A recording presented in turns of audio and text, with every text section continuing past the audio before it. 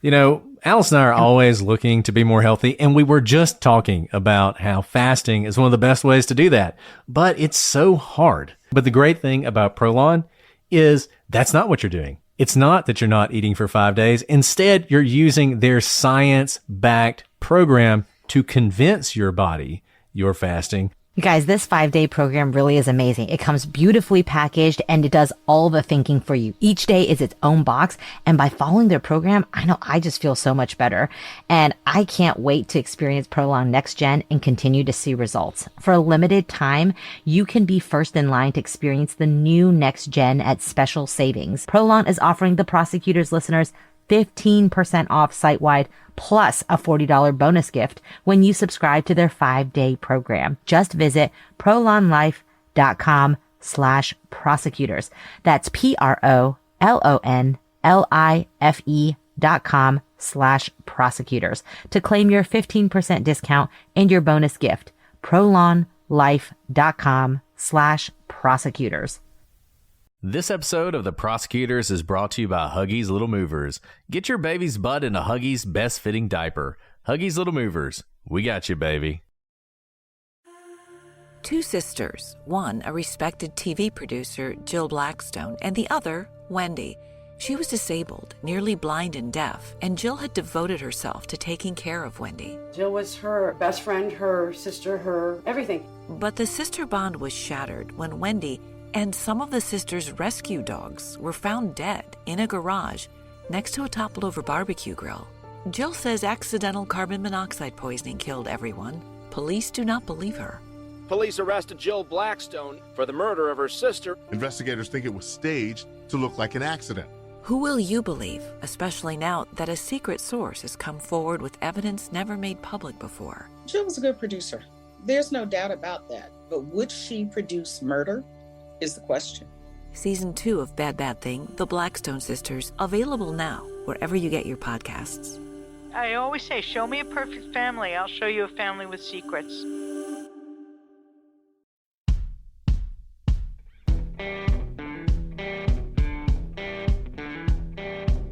I'm Brett, And I'm Alice. and we are The Prosecutors.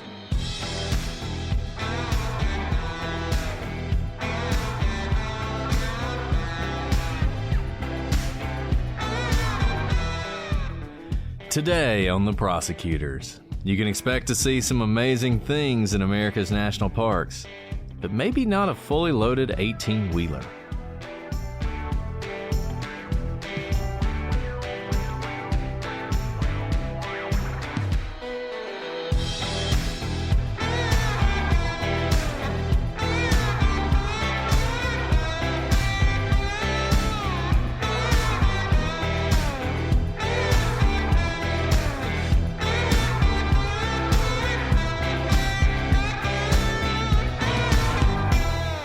Hello, everybody, and welcome to this episode of The Prosecutors. I'm Brett, and I'm joined, as always, by my runaway co-host, Alice.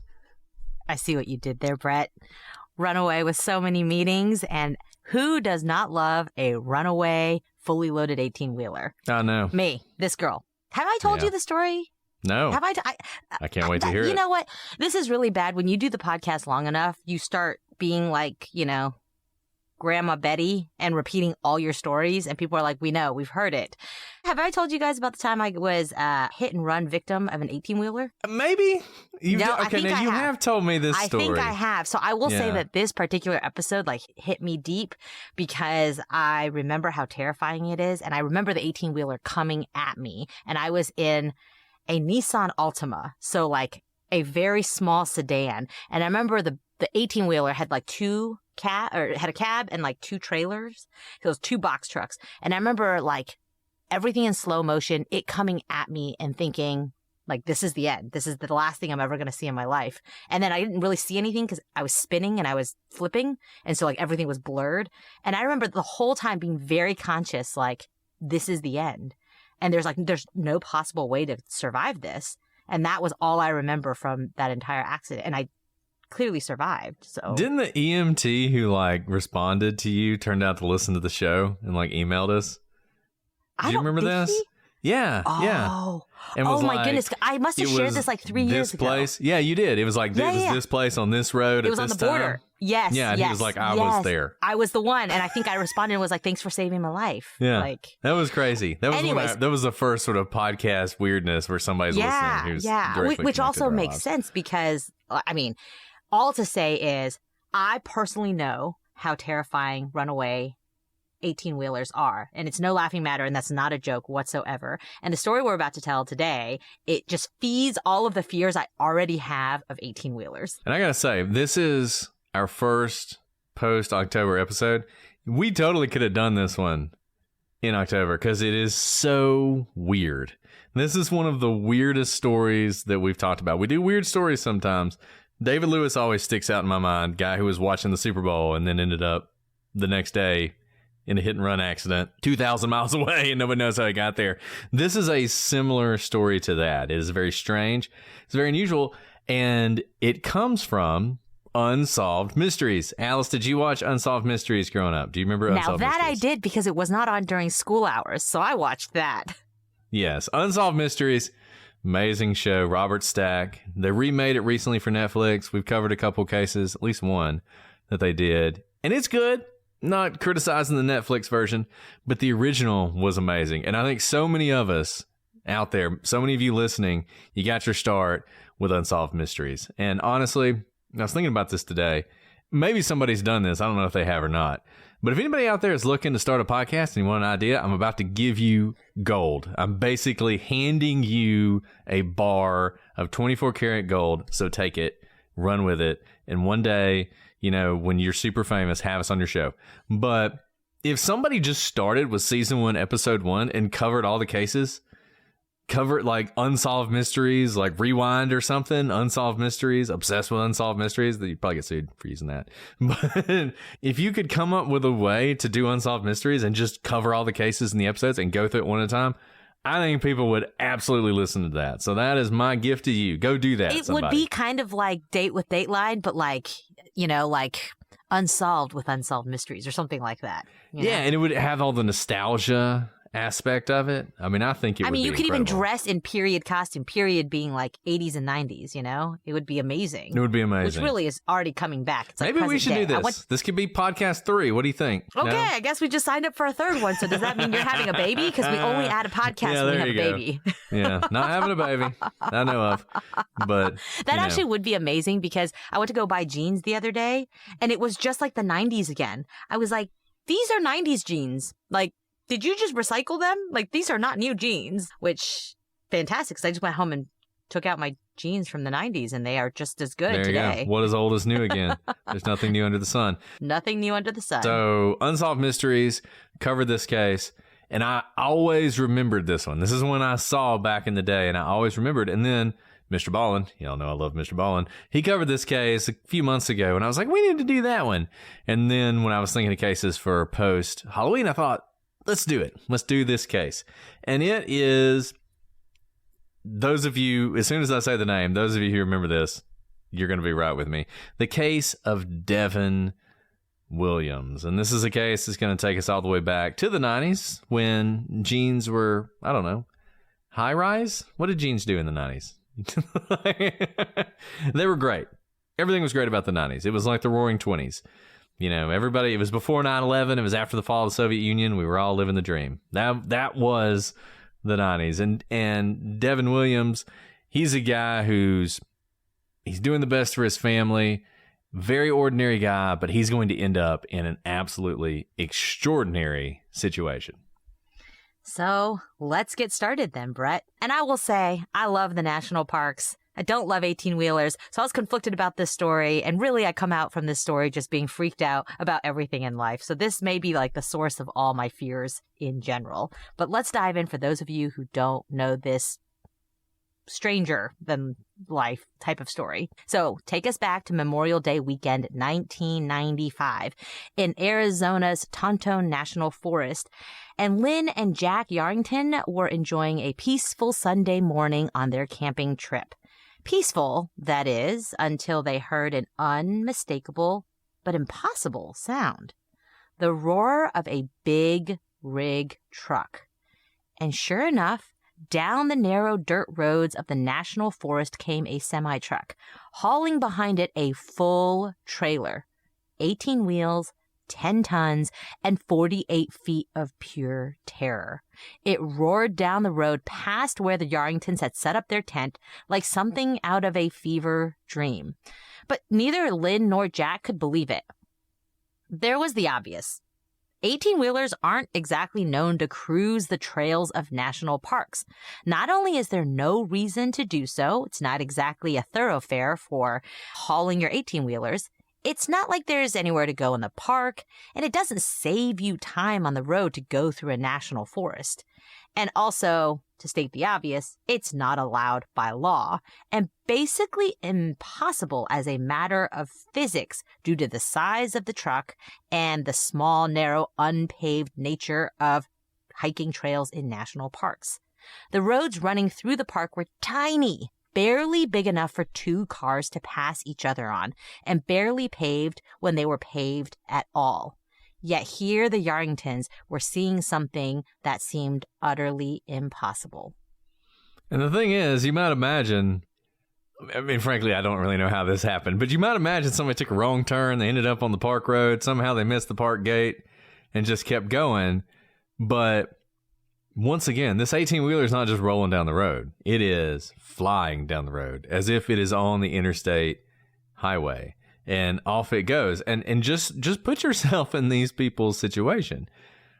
There's nothing more unsettling than seeing something that absolutely should not be where it is when you're there. You're out, you're enjoying this beautiful day in the national park, and all of a sudden an 18-wheeler comes flying by at 60 miles an hour. I mean, I don't know if you guys have ever been broken down on the side of the road. When one of those things goes by on the side of the road, it makes you shudder. Imagine seeing that from your tent one morning in the middle of a national park. It's definitely the kind of thing that's going to stick with you, and it's going to terrify you. And look, after they saw it, there might have been a moment when the two of them wondered, did we just imagine this? But any such thoughts were shattered when the truck came roaring back up the road. Somehow, in this national park, it had managed to find a place to turn around, and once again, it had come roaring back by the Yarringtons' campsite. And for the rest of the day, reports of this 18-wheeler truck terrorizing the park would start to filter in to the local police department and the ranger station. And you can only imagine what they thought when they heard it. Like, what are you talking about? An 18-wheeler in the park? That's crazy. But that is exactly what they were getting. And one of these reports came from a driver of a vehicle that was almost ran over head on by this truck. The driver, imagine this, driving your little vehicle down the park road. You know, maybe you're heading out. You've had a good time at the park, Memorial Day weekend. You're heading out. You turn a corner, and all of a sudden, there's an 18-wheeler bearing down on you. There's nowhere to go because the road's barely wide enough for the 18-wheeler. So what do? You throw it into reverse. And that's what this person did. They threw the car into reverse. They're going backwards down this park road as fast as they can go while this 18-wheeler is bearing down on them. And at the last minute, they managed to spin their car off of the road onto a side road, and the 18-wheeler flies by. And they said they could see the driver as they're backing up. Like, they're absolutely terrified, but they could see the driver, and he seemed like he didn't see him at all. He was staring straight ahead, you know, changing gears like in a Garth Brooks song or something. He's changing gears. He's heading down the road. He doesn't even notice this car in front of him. And that is just the first example of some real weirdness that we're going to hear about the driver of this truck. So park rangers, they are stunned. They go out to find this truck. But the thing about the Tonto National Forest is it's 3 million acres. It's actually the 9th largest forest in the United States. So they're looking for the truck, but it's not easy to find. But then a deputy named Dean Wells gets a call from a terrified man saying that he'd found an 18-wheeler stuck in the middle of a meadow. And he had talked to the driver, and the driver was acting very strange.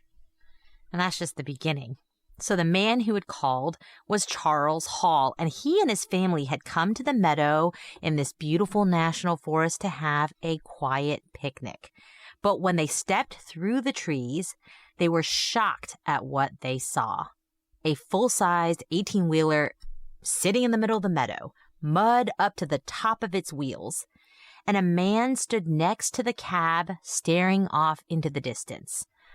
Although Charles's family begged him not to, Charles couldn't help himself. He walked out into that field to talk to the man. Charles approached the man, and after asking him if he was okay a few times, the man finally turned and looked at Charles. He stared at him, but didn't seem to actually see Charles. When Charles asked if he needed help, the man responded, "They made me do it." Charles said, "What?" And then the man said, "No, you can't help me out. I'll never get it out of here.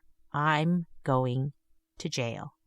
Now remember, Charles doesn't know all that's been going on and all the terrorizing that this 18-wheeler has done throughout the park in the day. All he sees is a very strange sight. An 18-wheeler at rest in the middle of a meadow where they're hiking to. So it's not like he understands that many people have almost been run over by this man, that there's been all these deputies out looking for this truck. So he does the thing that I would be probably too scared to do, and he actually talks to this man. And this takes this story to another level altogether. It was already an interesting story, but the fact that he has this interaction with this person and those first words are words that are going to hang over this story till the very end. They made me do it. What exactly does that mean? Who is they? What is it? What did he have to do? Obviously, he's in the middle of a meadow. He's stuck. He recognizes he's not able to get out. And there is a moment of sort of clarity here. If you think something very strange is going on, he recognizes this is not a good place to be, and there are going to be consequences. He recognizes that, and he expresses that to Charles. But Charles, at this point, he is completely freaked out. He has had this very strange interaction with this person, and he mentioned jail. And so now all of a sudden, Charles is thinking, oh my God. Like Alice said, he didn't know anything about all this that's going on.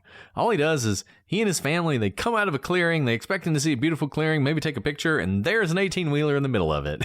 So he doesn't know anything, but all of a sudden he's hearing the word jail. And so then he's thinking, I'm in trouble.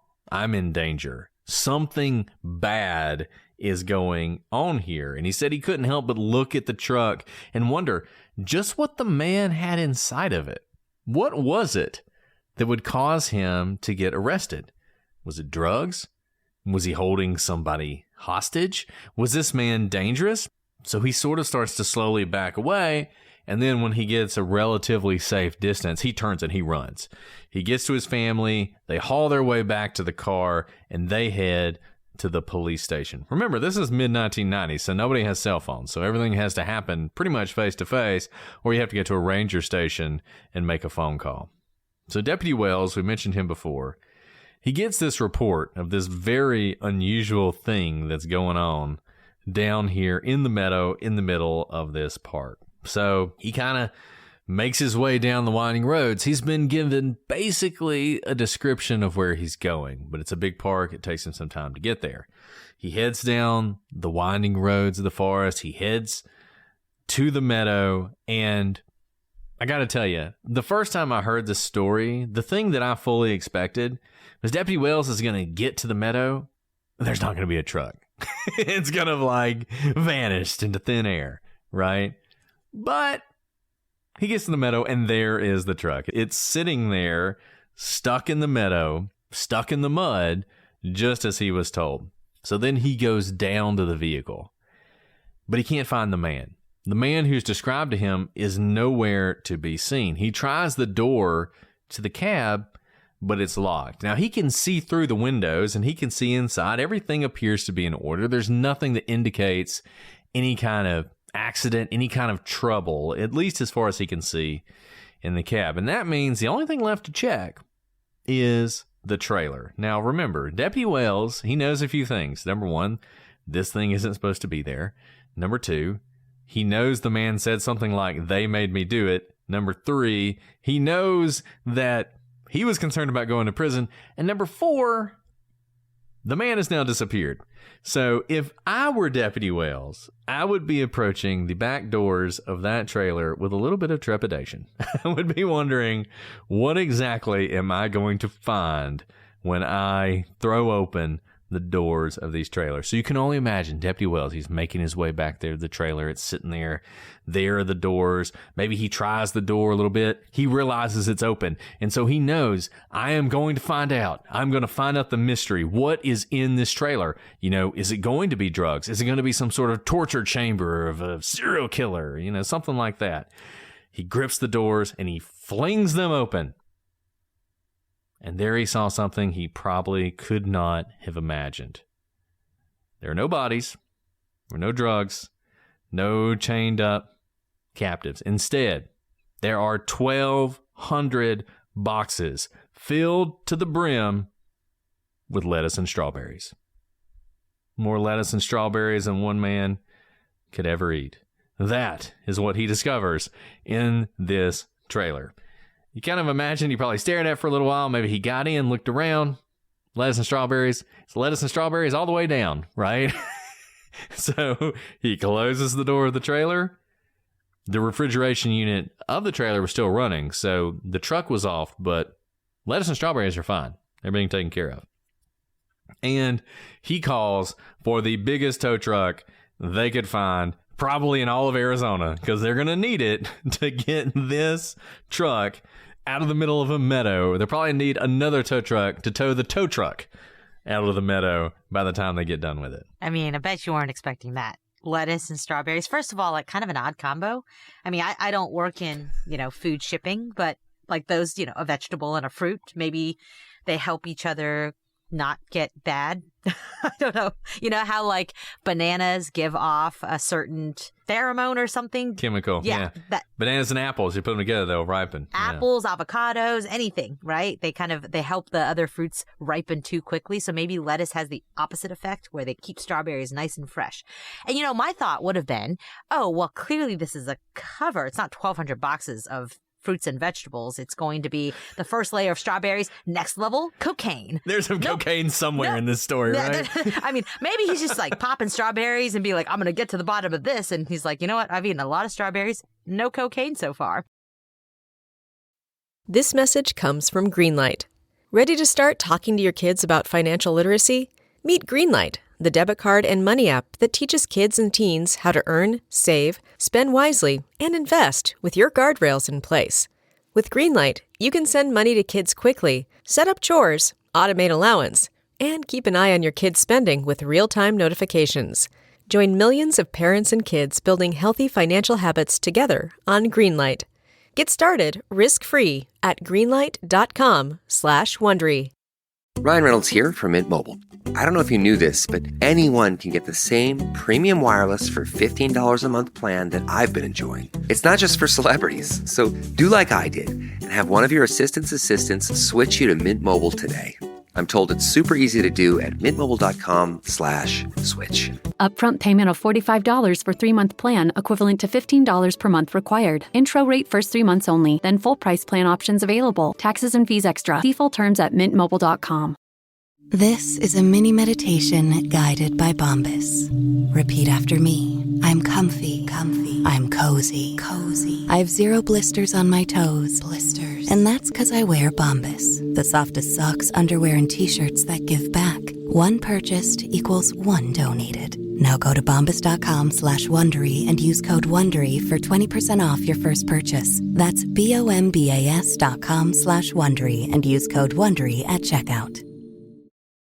And so this is so bizarre. I mean, beyond bizarre, because clearly this truck hasn't been abandoned that long. It still has the refrigeration unit, hasn't run out of batteries, and goodness, we need to save these strawberries and lettuce. So Deputy Wells, remember, he had to trek all the way out here. 300 million acres is very large. He makes his way back to headquarters and he does some good police work. He checked the databases for missing truckers because clearly this was a truck that was transporting a lot of fruits and vegetables, and there was a trucker who must have been transporting it, and they have to be registered whenever there's any sort of transport. But surprisingly, nothing came up. Completely stumped, Deputy Wells logged it in and went home for the day because what are you going to do? There was nothing illegal in the back of the truck and seemingly nothing's been stolen, no one's missing, so he calls it a day. The next day, a Monday, the Yarringtons were making their way out of the park at about 4 p.m. But as they were driving out, they passed a man barefoot, crouched on the side of the road, and he was mumbling to himself. Clearly something was off. So the Yarringtons slowed down, and Jack asked this man if he needed any help. And all the man said, without answering the question, was, "I gotta light the grill." Jack could see that this man had a $20 bill in his hand, and he kept striking it with a rock as if to start a fire on the other flat rock at his feet. But then he turned and threw the rock at their car, and at this point they were like, whoa, okay, you know what? We're not going to stick around. We don't really know what's going on. This man isn't making any sense. He's trying to strike the $20 bill as if it were a flint. And now he's kind of attacking them or trying to hurt their car by throwing the rock at them. So they just leave. At around the same time, Deputy Wells was back at work. He checked to see if there were any reported missing truckers again, since nothing showed up the day before. But this time, he gets a hit. A man named Devin Williams had been reported missing from, get this, Americus, Kansas. That's a pretty long way from Arizona, but Wells knew he had his man when he saw the description of the cargo he was carrying. Over 1,000 crates of lettuce and strawberries. But even though Wells had a name for this missing trucker, the mystery was only beginning. And the more authorities learned about Williams, the deeper this mystery got. We're about to turn to the timeline here, but I just wonder if as many of you out there listening to this story, this is the kind of story, you know, some people, welcome, by the way, to the 20% of you who have returned. We're so glad to have you back with the podcast. It's so great to have you after October. But I've got to wonder if some of you who avoid that, this is the kind of thing that freaks me out. The kind of thing that sends chills down my spine are him standing next to his truck saying they made me do it, and him kneeling over a rock trying to strike a fire with a $20 bill and another rock.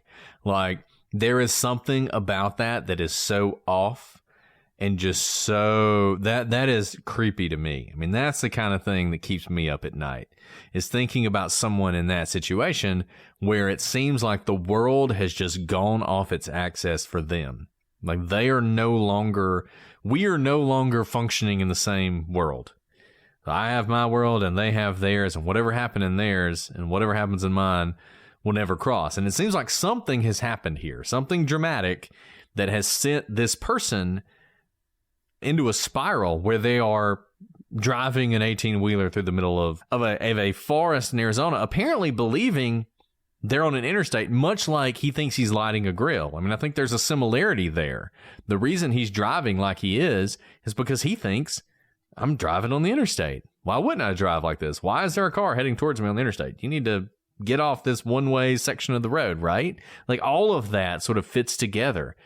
And that clearly is what Devin Williams, who it turns out that's who it's going to be. I think that is what you're seeing from him when you hear the story. And, you know, what's really interesting is I know a lot of people may hear the story and immediately think, oh, well, something's happening, whether it's a stroke or, you know, something happening mentally.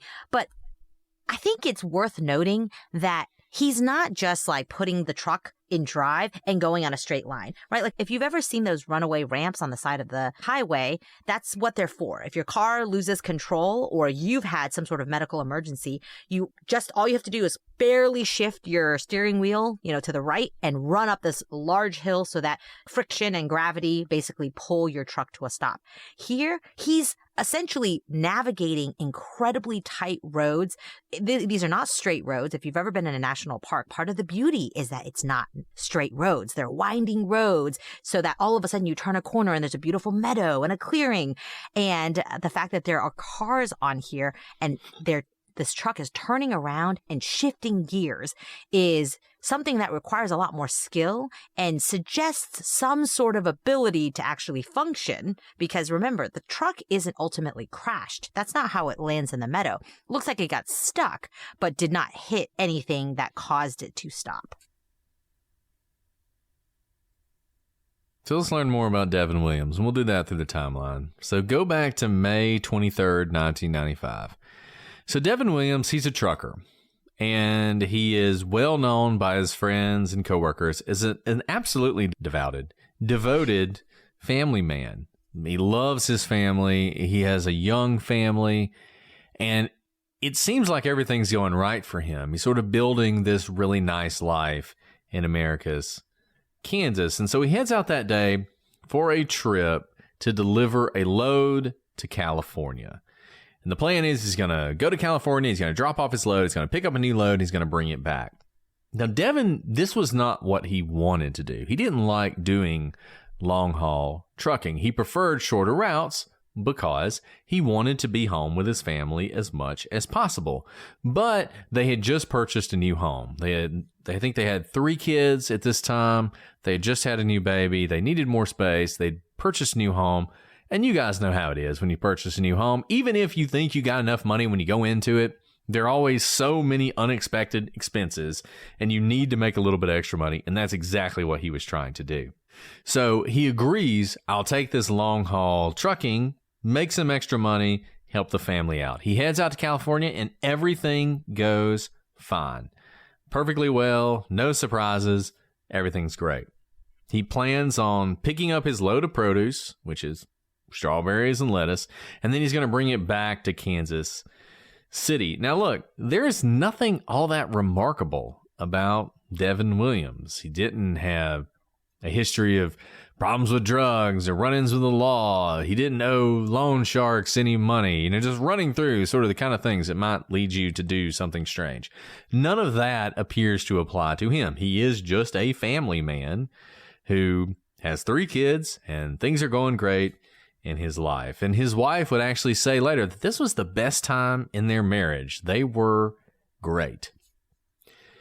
He spent as much time with his young family as he could, and his coworkers would say he was the most even-keeled guy they knew. He never got mad about anything unless there was something that delayed him getting home to his family. That was the one thing that bothered him, because he did not want to sit around waiting on his truck to get loaded when he knew every minute that passed was 1 minute he wouldn't get to spend with his family. So this is a guy who is sort of the ultimate family man. 29-year-old man, everything in the world ahead of him, looking forward to raising this family. He heads out to California. He arrives right on time, exactly when you expect him to be there. He switches up his loads. He checks in with his boss, Tom Wilson, and everything is perfectly fine. He then begins his trip back to Kansas City. On May 27th, 1995, Devin arrives in Kingman, Arizona. He intends to stop here and sleep in his cab, which is pretty common for long-haul truckers, before continuing on to Kansas. But he can't sleep. He calls Tom again and lets him know that he's just going to keep driving since he's not sleeping anyway, and that way he gets home faster. The next day, on May 28th, 1995, the campers in Tonto National Forest see the 18-wheeler flying through Tonto. Later that day, the truck was found in the field, but there's no Williams. The next day, on May 29th, as they're leaving, the Yarringtons see Williams on the side of the road. Later that day, the police will realize that Devin Williams is missing. They pull a photograph of him and show it to the witnesses, and it's universal. Everyone who's seen this man says it's Devin Williams. And he's a very striking guy. Like, if you look at a picture of him, he's got this like handlebar mustache going down. If you saw him, you'd recognize him. So I think everybody agrees as well. He's a big guy. Right. Wears a cowboy hat. I mean, he's basically the prototypical trucker But these people are like, yeah, that was him. No question. And also, there's not that many people you're seeing in the national forest. And most people going to the national forest are there to like picnic or hike. And so they're kind of dressed accordingly. And so seeing some man who doesn't seem to fit the environment also stands out. So they all got a pretty good look at him. And they said, yep, that's the guy in the photograph. That's Devin Williams, who's been reported missing in the truckers database. And furthermore, if you had any doubt as to who this person was, they opened the cab of the truck and it's confirmed most of Williams's stuff is there. But there are some things that are missing, including his duffel bag, and even some of his favorite tapes are gone. But his briefcase with all his important documents in it are still in the cab. So interestingly, the things you would think you would take aren't taken, but certainly some things are missing, indicating that Devin has left with some of his things. So when they realize that Devin is the missing person, a massive search is launched. Dogs, an army of volunteers, off-road vehicles, they all scour the area, but nothing is found of Devin. If he was ever in the forest, he left no trace of himself. And so this is where Unsolved Mysteries ends. If you've only seen Unsolved Mysteries, this is the mystery that's left to you. There's this truck, Devin Williams. We believe it's him. He disappears. We never see him. And maybe you think, well, maybe he ran off to start a new life, because you always got to mention that one, right? And he took his duffel bag and his favorite tapes. Because what more do you need? Start a life on the beach in Mexico. Some good tunes in a duffel bag. And maybe you think that's what he did. He just couldn't handle the stress of three kids or whatever.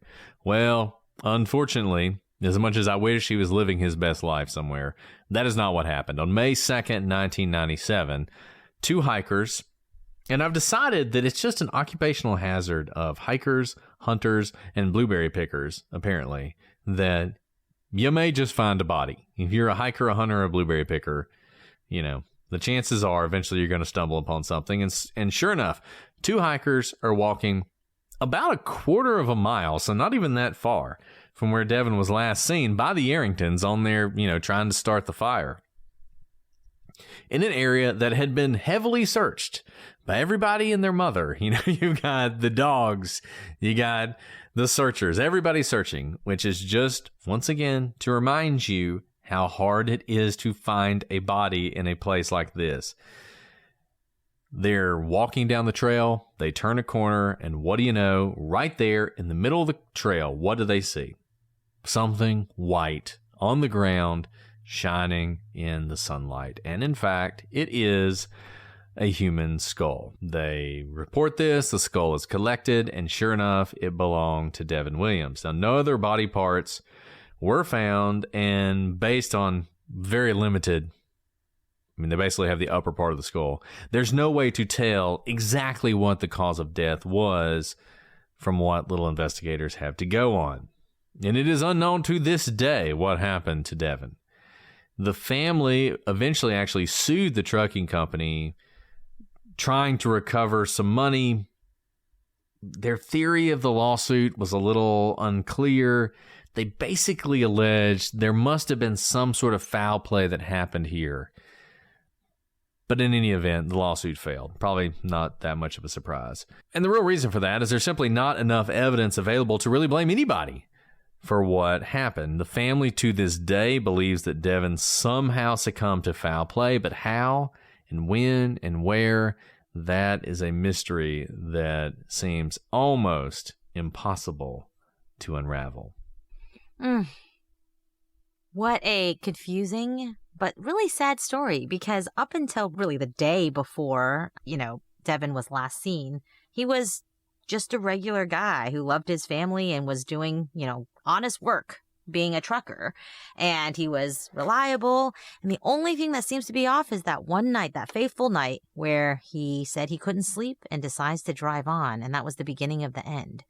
And I don't think this is something we'll ever really know, because there's just not enough of him to be able to tell what happened. And for those of you who are thinking, how did people miss, half of a skull. First of all, why was there half of a skull? And why was the half of the skull in the middle of the trail? Well, we've said this before too, but when you're kind of in the wilderness, the elements get to you, but also creatures get to you. They, will break off pieces of bone. They'll drag them around. We talked about this in the very sad case of Mitrice Richardson, that oftentimes bones will be scattered because many animals are scavengers. They're not the predators who actually go after prey, but they rather find and scavenge for prey that's already, ready for them to eat. And so likely the skull was brought to the middle of the trail. And also think about how many trails are weaving and winding through 300 million acres. Many, many, many. And so it's just possible that it took some time before someone walked this exact part of the trail. No, I think that's exactly right. And I think, we talk about miracles of true crime sometimes, and they happen where it's just, what are the chances? And I think you're right. 2 years after he disappeared, some animal, for some reason, unearthed that skull and left it there in the middle of the trail. And these people, at the right time, because if they weren't there, if it sat there for 2 days, maybe another animal comes along and knocks it off the trail, and then we never find it either. But it just so happened that at the perfect time, they come along and they find it. And so at least we know what happened to Devin. His family, we don't know what happened, but his family knows he's not missing. They don't have to wonder if he's ever going to walk through that door. They don't have to speculate that maybe he left them, that he abandoned them. You can imagine how that would weigh on you. Wife, the kids, the dad just walk out on us. No, something terrible happened to him, so at least we know that. Figuring out what it is, though, is a lot harder, and that's essentially all we know. There's not a whole lot more out there, and there's not a lot more that's been developed since then.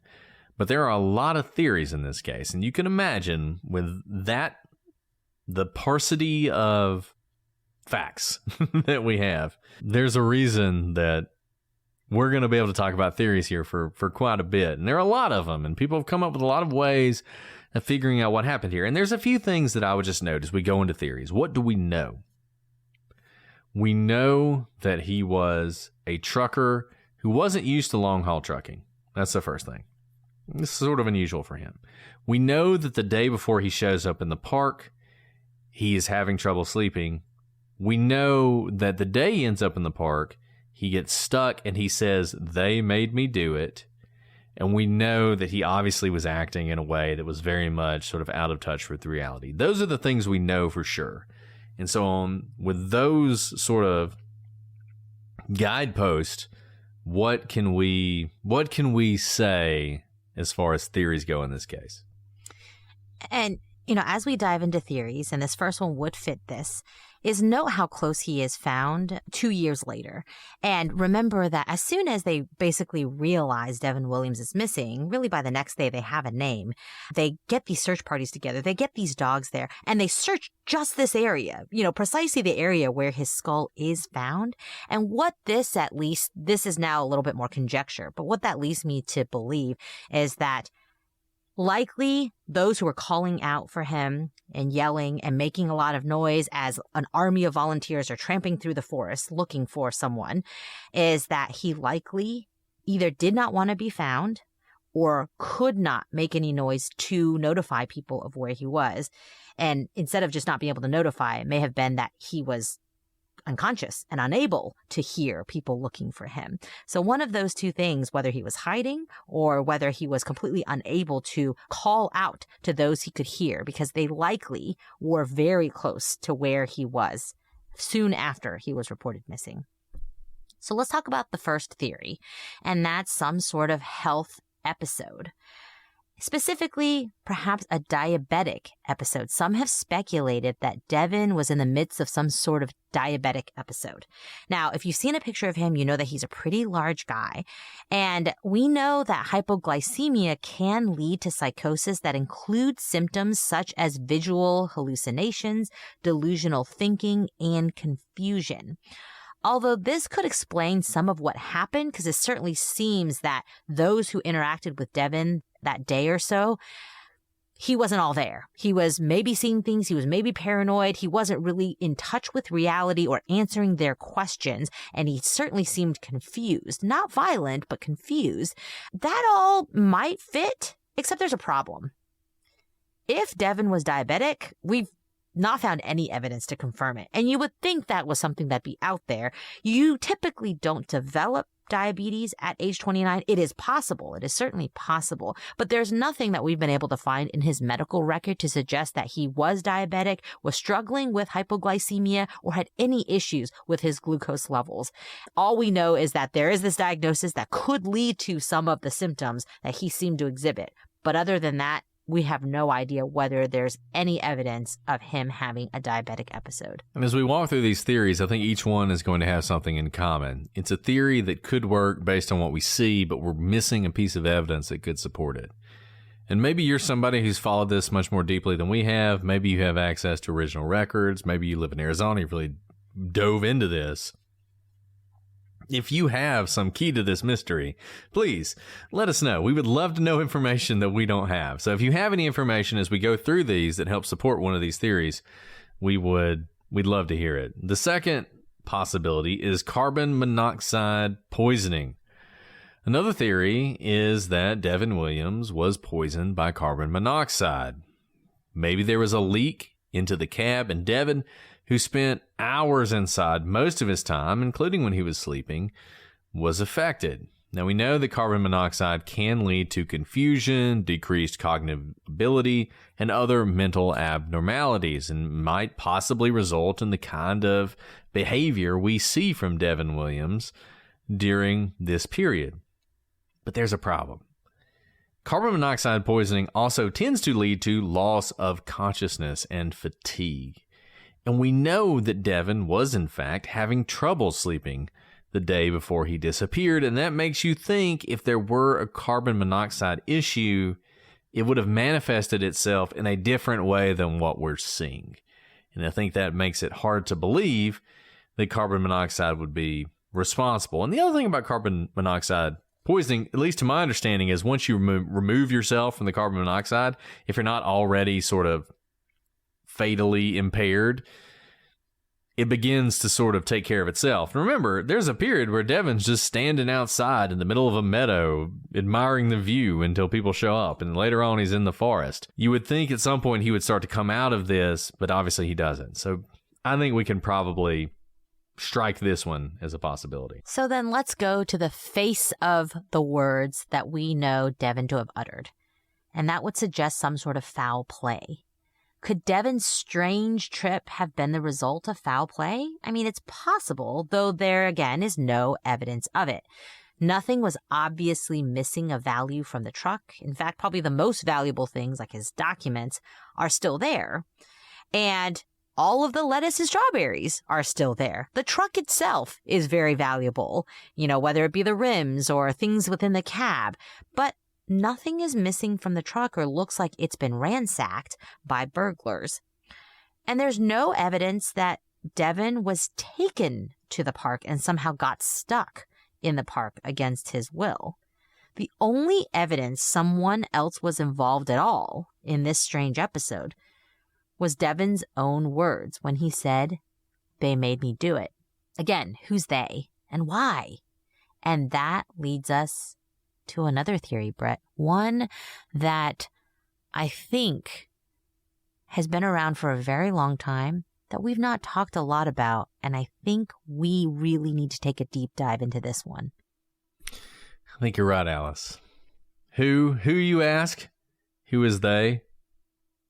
Aliens. And one theory is that aliens are involved in this case. So take Devin's unusual behavior. It could be that it was the result of an alien abduction gone wrong. Now, whether aliens exist, and if they do, whether they abduct people, that's, of course, a matter of ongoing controversy. However, in the alien abduction community, there are a few commonalities that you'll often see from people who survive alien abductions. Those things include confusion, loss of time, finding oneself in unexpected places. Now, other than the weirdness of the whole thing, there's nothing in particular to prove this. It's not as if we have any sightings or anything like that. But go with it for a second. You have Devin, who is driving down a deserted interstate in the middle of the night. Imagine he's abducted by aliens who do something to his mind, do something to his brain.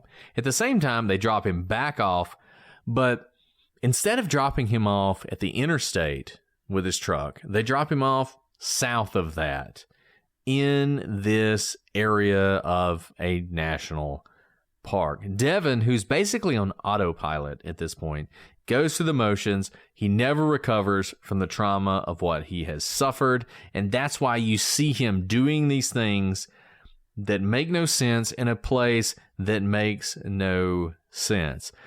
This actually kind of fits. If you follow the alien community, I don't consider myself a part of that community, and I don't want to disparage them anyway, and I'm sure I'll get criticism from them if I get this wrong. But this sort of idea of people being put back in places that aren't quite right fits with a lot of the theories, and national parks play a big role in this.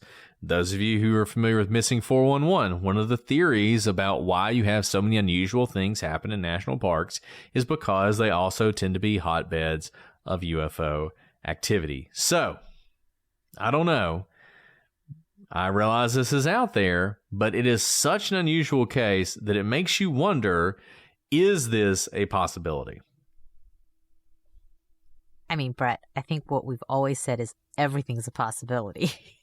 Although there might be as much evidence of aliens here as all the other theories that we have expounded upon. So is it likely? I don't know, except that the whole point of this story and why it's so eerie is that there's no evidence of anything, really, except that we have an 18-wheeler in the middle of a meadow where it should not be, and we still have no answers to this day.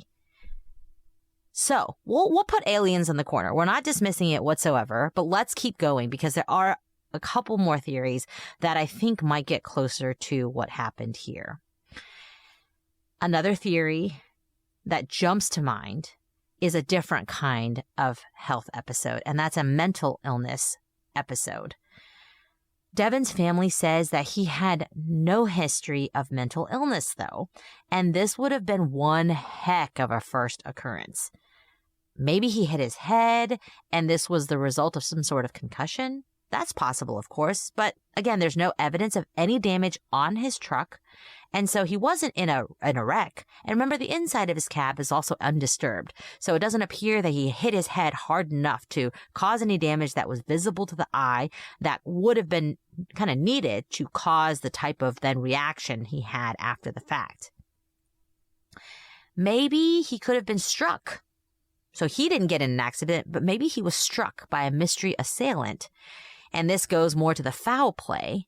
But where was he hit? It would have had to have been sometime before all of this happened. Sometime where was he hit in the truck and then put his car into drive and kept driving? Was he outside of the truck, got hit, and somehow stumbled back into his cab and was able to drive after he'd been struck? But why would this person strike him? And again, there's no evidence to show that he had been struck. But the interesting thing about this theory is it can't really be disproven either because we only have half a skull. So we can't take his skull and see if there had been trauma to some part of it. The part we have doesn't look like there's trauma, but certainly there's a lot more to the skull that could have been analyzed to see if there had been some sort of strike to the head that would have caused him to have some sort of an episode, whether temporally from the strike or if he was going through some sort of mental illness that had never manifested itself until he was 29 years old. Yeah, I mean, the sudden onset of mental illness is, I mean, it's not impossible, but it's hard to explain. The being struck in sort of the same way as Jason Landry, who we talked about before, we all know that blows to the head can cause you to act in ways that appear inexplicable to the outside world. I'm not sure exactly what part of his skull we have, but from reading it, it seems like it's the top part. Given that it had been 2 years, I don't know that you necessarily could determine some sort of minor brain injury. Remember, concussions are really an injury to the brain itself. So you could have a concussion and there's no indication on the skull, for instance, that you had one. I don't know that we really have enough to be able to rule this out. It fits with, and I think this is what his family was going for. It fits with what we see, some sort of really traumatic injury to the brain leading to a lot of confusion, bizarre behavior, autopilot type behaviors. It fits in a lot of ways, but like so many things, it's hard. We just need that one more piece. If we had just one more piece of this, I feel like we probably could get there. But because we don't have it, it's so hard to say this is a mental health issue. And that leads us to our final possibility on the theories, and then we'll get into what we think happened. And that's drugs of some sort. Maybe Devin took some bad drugs. Some truck drivers are known to take drugs to stay awake for long hauls, but Devin was subjected to regular drug tests, and he had up to this point always passed them. His family is adamant that he did not take drugs even when he was on these trips, and they believe it is highly unlikely that drugs have anything to do with this case. Okay, so we've gone through the theories. I have my own theory of what happened here, Alice. So here's the thing. I feel like in this case, we're very much in a Sherlock Holmes. When you eliminate the impossible, whatever remains, however improbable, is likely the truth. And I feel like in so many of these cases where you have this massive mystery, there is one thing that you assume is a premise that's incorrect. And in this case, I think the premise that we assume that's incorrect is the drug premise. I think because he had passed drug tests and because his family says he didn't do drugs, we assume it couldn't be drugs, and so we eliminate that as a possibility. But I think if you look at the circumstances here, there are things that point to it. Number one, he was not used to this. This was not what he normally did. He didn't do long-haul trucking. He tended to do routes closer to home. This is a long-haul trucking route. You have produce, which you have to. This is not delivering televisions where it's good if you can get it there on the day of.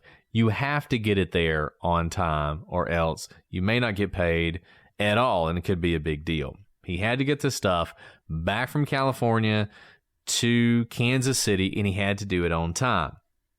We know from him talking to his dispatcher that he was having trouble sleeping. What causes you to have trouble sleeping? Amphetamines of some sort. The kind of things that truckers were known to take in the 80s and 90s. I'm not going to say they still do it today because I don't want to accuse anybody of anything. But nevertheless, fairly common that people would take those kind of drugs to stay awake so they could continue on the road.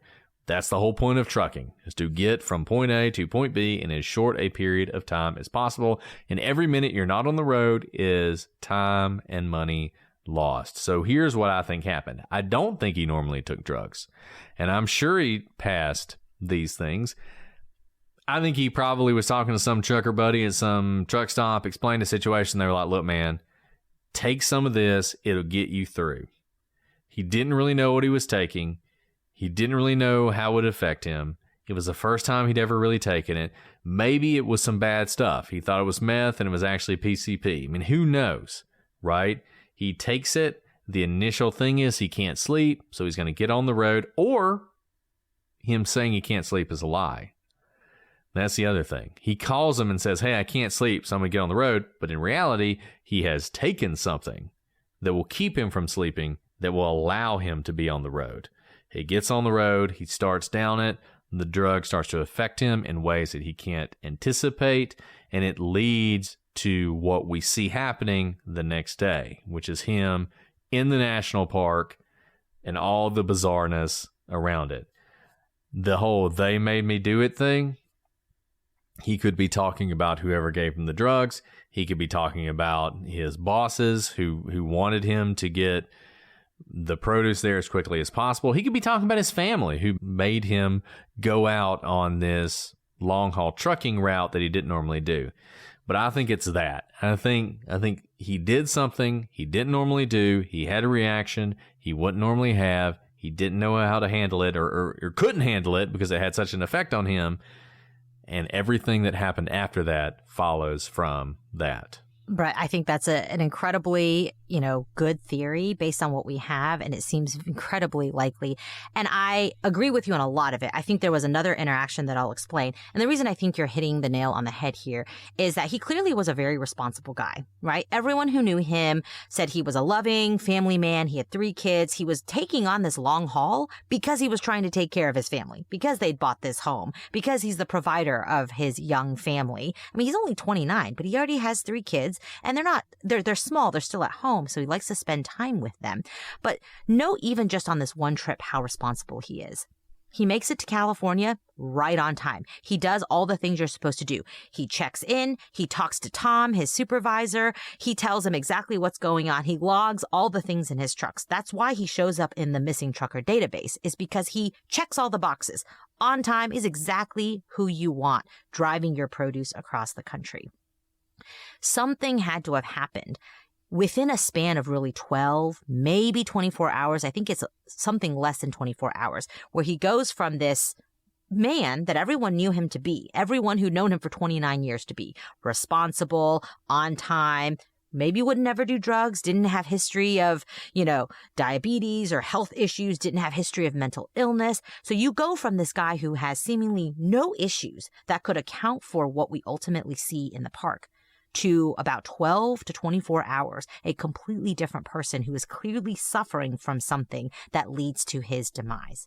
So I don't think he was met with any foul play. I think something happened, and I'll talk more about that something, that caused him to wander off, and the elements ultimately took him over because he was not in his right mind to be able to seek help. And I think that he succumbed to the elements pretty quickly. Even though it wasn't necessarily cold at this time of year, he wasn't in his right mind to be able to drink water. Arizona's very dry. To eat food. He had a lot of food. He left all of it. He didn't take any food with him, so he wasn't thinking about survival in those senses. And he did pass people who could have led him to safety. And he also dismissed those because he didn't know what was going on. So back to your drug theory, I think it's very, very possible, especially in the kind of long haul trucking industry, to take something innocuous. So not necessarily illegal substances, but something like caffeine pills. And I'm thinking of Saved by the Bell, right? A lot of us grew up on Saved by the Bells. We've been talking about the 80s and 90s a lot today. And there's the famous episode where Jessie Spano wants to stay up and study more for her tests, and she takes caffeine pills. Caffeine pills, legal, not methamphetamine, not illegal substances.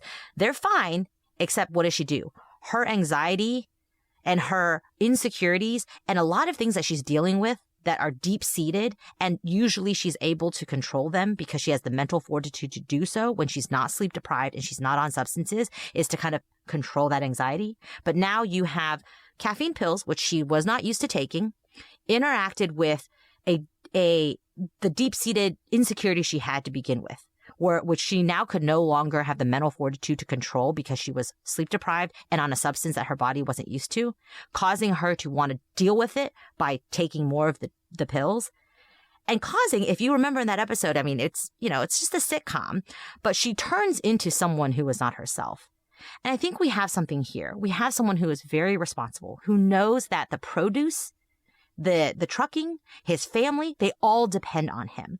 He seems to me to be such a straight and narrow guy that anything outside of the ordinary could cause him to have a lot of worries because he was the person who never did anything wrong. And so anything slightly off the straight and narrow path could actually bring out some of his anxieties or some of his, worries in life. And I think there was the interaction of something he took. I don't think it was necessarily illegal at all, but I think that he perhaps had maybe a propensity for some sort of mental weakness, shall we call it? Doesn't even have to be mental illness, but some sort of mental weakness that is magnified by doing something out of the ordinary, which is driving far from anything that he knows, far from his kids, taking a substance he may have convinced himself was worse than he was actually taking. So it could have been something as simple as caffeine pills, but then he was like, know. Maybe it was laced. Maybe it was something way worse. Maybe it's going to kill me. Maybe my heart is pounding a lot now. And all of these anxieties are getting on top of each other. And I say all this, that's the mental side kicked in at some point, that this is some mix between the drugs and some sort of mental, I don't want to call it a psychotic break because I've been told that's not the right term, but that anyone is kind of able to be mentally weak and at a particular moment, it may not even be a long-standing disease, succumb to it, that at some point these drugs would have worn off, whatever he took. Even if it were an illegal substance like cocaine or meth, they would have worn off at some time. But what we have is that at least about 36 hours after he starts acting weird, he is spotted still acting weird. And I think the drugs would have been out of his system, especially if it's an upper. They can leave your system pretty quickly. And he's a large man, so his metabolism probably can work through whatever drugs he took. But at that point, I think it may have triggered something within his mind. And those of you who know much more about mental illness know that sometimes when something kind of trips the mental break that someone is having, it's not as simple as getting off the medicine, right? That's why we've always said if you are on some sort of medication for a mental illness and you go off of it, you can't just simply go right back on the right dose or the dose you had on previously and your body will recycle, because your body actually doesn't do that. The mental chemicals are very delicate and it's not as easy as an on and off switch. And I think something he took may have switched something in his brain, and it wasn't so simple as just making the drugs go out of his system or waiting for it to pass, because at that point something had been triggered that had never been triggered before, because he'd never taken any substances before. And when he made the call that he couldn't sleep, it was because I think he'd already taken something and he was anxious. He was like, well, I can't just sit here. Like, if I just sit here, something bad's going to happen. I need to do something. He's a doer. He's someone who's been providing for his family. And so driving was his doing. Doing might fix it. And that's why when he was driving in the national forest, however he got there, he was staring straight ahead because he was determined to find his way out of whatever was happening to his mind. But ultimately, he was not able to do so. And I think this is just a very sad situation that could have had a different outcome. But I'm not exactly sure how, because I think someone would have had to take him into medical custody, but not enough was known at the time to be able to do that for him. And so I don't think there was any foul play. I think he was just trying to do his job, and he probably took something innocuous, or he thought innocuous. I don't think he necessarily even took something that was illicit, and it had a bad reaction in his brain, and it caused him to have an immense paranoia and probably hallucination and stumble off to get away from whatever sort of repercussions would come from losing, 1,200 boxes of vegetables and fruits. And he got scared and fell asleep or hit his head and succumbed to the elements, and luckily was found so that his family had answers. I think that's a really interesting idea, Alice, and I think it highlights something that we really don't talk about enough, and not just us, but in society. The mask of sanity is delicate and slips easily, and you will sometimes see examples of people, and it happens all the time. You'll see people who do something utterly inexplicable, and you can't imagine why they would do that or how they got themselves in that position. A lot of times it's something we end up kind of laughing at. I'm thinking right now of the lady who got on the plane and all of a sudden decided that the person who's sitting next to her wasn't real, and she had that whole rant about how that person's not real and all of that, right? And we all laughed at it, and there are a lot of great memes from it. But then afterwards, she wrote something about what was going on with her at the time. And you see that not infrequently, where people just kind of lose it. They just kind of lose it for some brief period of time. It can be brought on by all sorts of different things. It happens to people who've never had any kind of events before. And if they're in the right place, then worst case, they become a funny meme on Twitter. But for Devin, if that's what happened to him, I think you're right. He ended up in a place he couldn't get out of, and there was nobody to help him. And there was no one to grab hold of him for however long that was going to last until it passed. And then when it did pass, he would have been like, I have no idea what happened. I don't even remember the last 48 hours. You see this sometimes. There have been cases where people have done really horrible things. I'm thinking some of these people attack people and they have like these quasi cannibalistic episodes, and everybody's like, they must have been on bath salts, or they must have been on this drug or that drug, and they end up getting killed by the police, and then they drug test them and they don't have any drugs in their system. And you think, how is that possible, right? There must have been something that caused this. And it doesn't happen all the time, but it does happen. And it happens enough that we notice it. Like I said, that these stories become stories for a reason, where we see people acting in these really bizarre ways. And it's like consciousness just shuts off for a second, or the sort of weird autopilot of our brain takes over, and we're no longer making decisions. We're just sort of almost like a robot being driven by some sort of programming we don't understand. I do think you're right, and it fits with what I was saying. I do think he took something, and I think that's what triggered this. I believe his family when they say he's never had any history of mental illness, but I think you're right. It could have been a combination of all sorts of things. The stress of buying a new house, the stress of having a new child, the stress of this long-haul trucking thing, the stress of the deadline, all of that combining together, the stress of not sleeping that much, even if he wasn't taking anything. Just the fact that he wasn't sleeping. Bring all that together, maybe you throw in some sort of drug, even if it's a low-grade one, and you can just, it's so easy to go from in perfect control of your faculties. Scary. I mean, that is scary, and that's what you see in this case. Yeah, I think that's so right here. And I think what is really unnerving about Devin's story here is that he was not going to be, he didn't seem to have any of risk factors to become the story on a true crime podcast, right? To be the subject of an unsolved mysteries. And what you said is so on point here, which is that all of us could be Devin, right? Even if we seem like we are not subject to having these sort of, stresses in our lives, that we lose control, that we have hallucinations. We don't know. We could all be one step away from something like what he suffered, because he certainly didn't seem like he was on a path to that. There's nothing from the timeline that you could point to that says, aha, this man was certainly on a path to doom. There was nothing like that. Really, he was like any of us, you would think, with a beautiful family and a good job and everything going for him, and youth, right? When we're talking about health as well. I mean, sure, he was a larger man, but you can get away with a lot when you're in your 20s, whether it's obesity or drug use or alcohol use. And he wasn't even kind of dealing with any of those things. He was still in the prime of life. But if this can happen to Devin, I think it really puts into focus what could happen to any of us and how delicate our body chemistries are and how delicate kind of our lives are.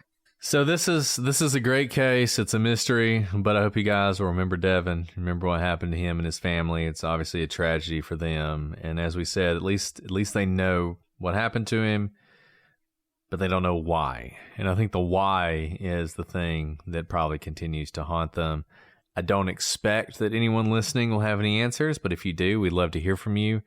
prosecutorspod@gmail.com, @prosecutorspod for all your social media. And let us know if you have any thoughts or insights. Well, Alice, do you want to answer a question before we sign off? Sure. Okay, this is from Stephanie in Texas. I'm picking this one because she's from Texas, and we know how you feel about Texas. Love it.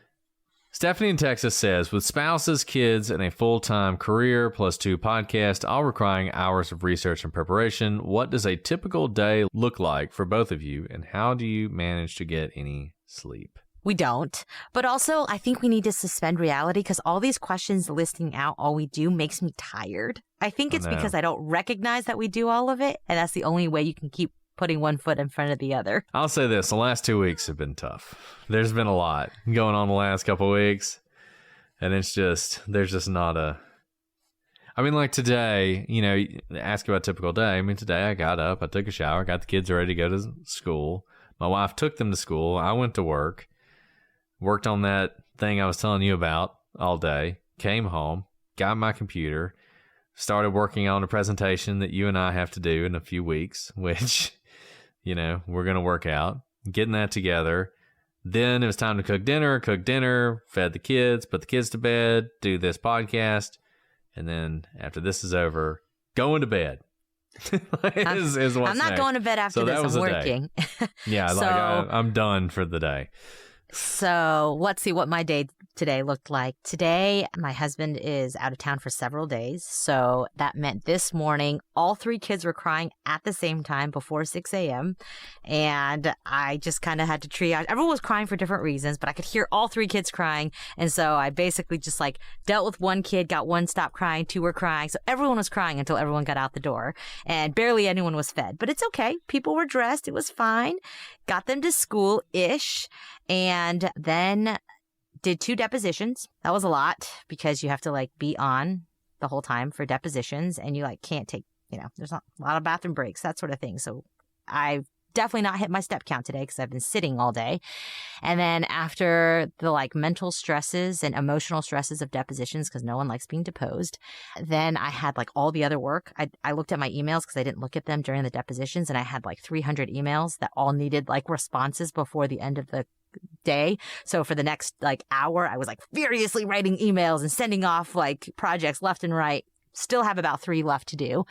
And then because I'm home with the kids, I made dinner, fed the kids, threw 2 in the bathtub while I put the baby to sleep, and hope everyone's asleep right now. It's really unclear if they are because I forgot to bring the monitor because I was running late.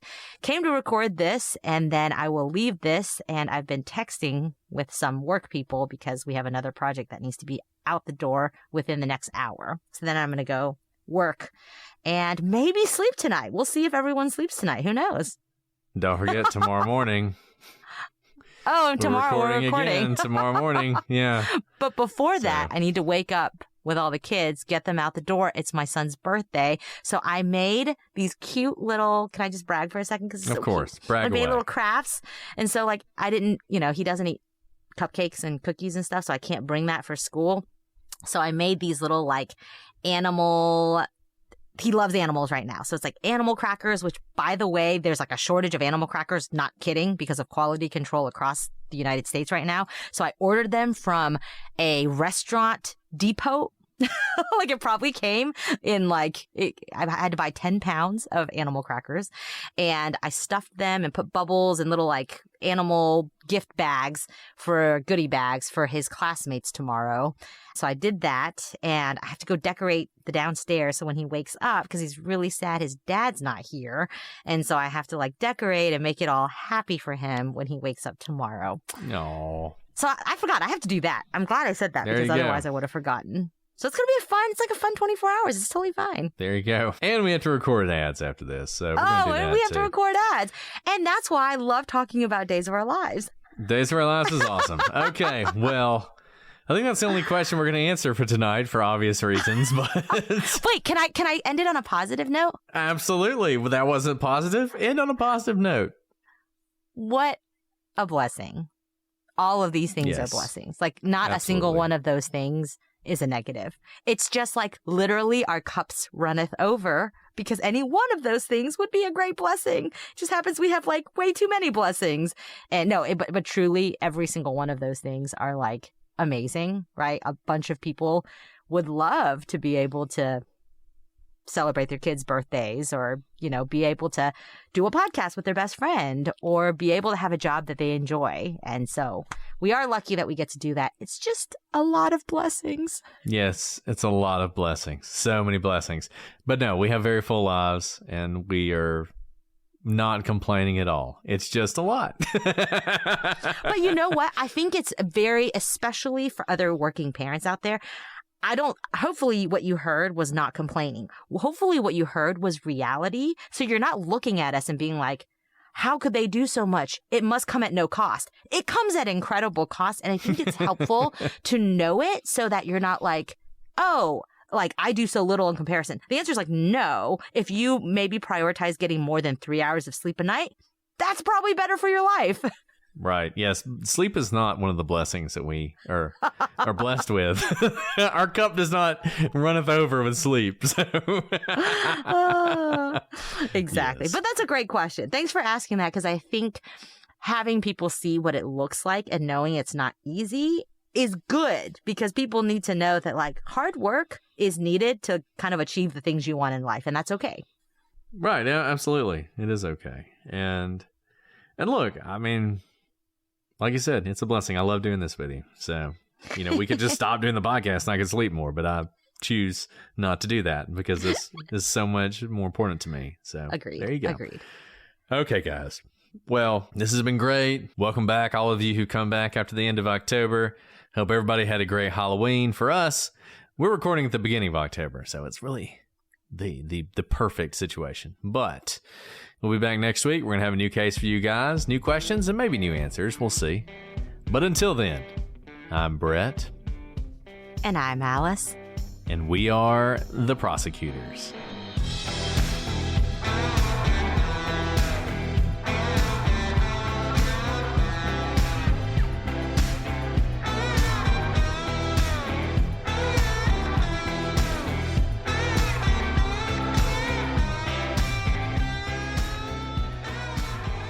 Record television. But here's what I don't get. My parents would watch it, and so they would watch it in the evening because they couldn't watch it during the day. I was going to say, I'd watch it with them. how would you, as a child, know it was even on if it's on during school hours? hours? Well, I grew up watching Days of Our Lives. The Bradys and the Hortons. I got Patch. And I can't remember who Patch was with. Kayla? Kay? Yeah. Jack and Jennifer. Bo and Hope, of course.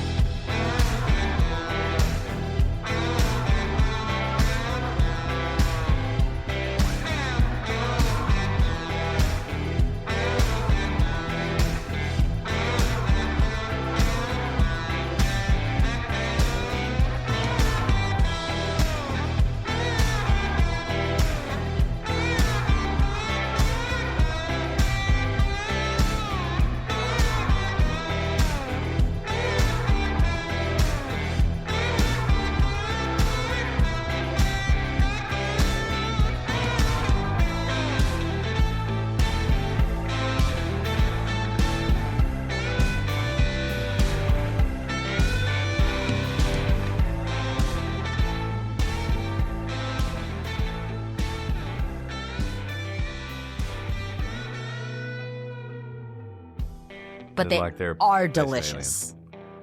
Yeah.